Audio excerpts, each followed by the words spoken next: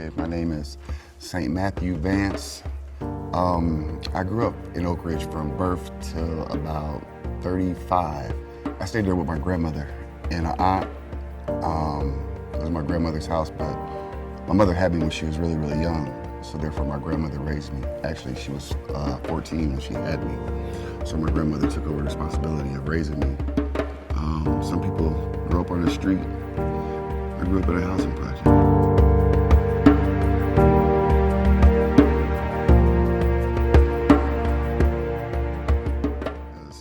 When I was there, we had our own leagues like softball, football. It was one of the things where we didn't have to go sign up for a Y League. We could sign up with Oakridge and we'd play amongst each other. There was that many kids there.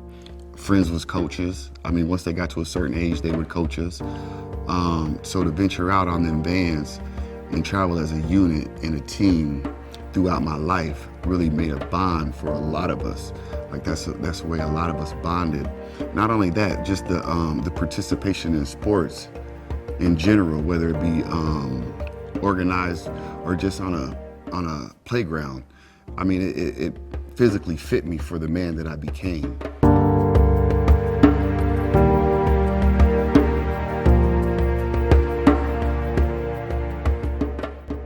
Around 89, 90, things started turning a little. Well, I ain't gonna say a little bit, it turned drastically.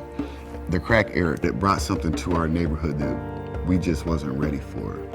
The crack took over, but the police element wasn't where it's at today. We always had access to money, just not big money. I mean, because it was a custom for us to work. Like I said, we've been working since probably 6 years old, but now we're making hundreds of dollars in a short manner of time. I mean, you give all this access to kids to earn all this money. Just imagine what our parents had to go through. I was in a gang. I've had situations where it would be gang altercations, but I could never go against somebody that might have been affiliated with an opposite gang that I grew up with. Even though you was my neighbor, you was my family. So no matter what, it seemed like nothing could tear us apart from that. They sent me to prison on my 31st birthday. Prison was a humbling experience for me. Believe it or not, I don't know if it was just time away from everything or me just growing up. I don't know what it was, but it was just a real, truly humbling experience for me.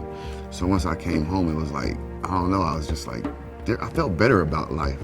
The guys that I know, the ladies that I know that have made it through that, they've grown into productive individuals in society today. So it's one of them things to where, I don't know, I believe that we all have a path that we gotta travel to make us the adults that we're gonna be.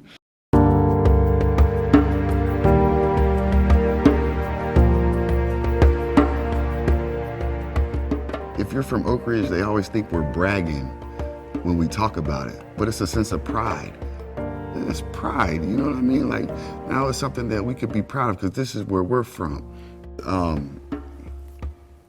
I think not all of us have to live in luxury to have a grateful life or to enjoy the better things in life. If you ask me, I don't know, I'd put my childhood up against anybody's. And I mean anybody's.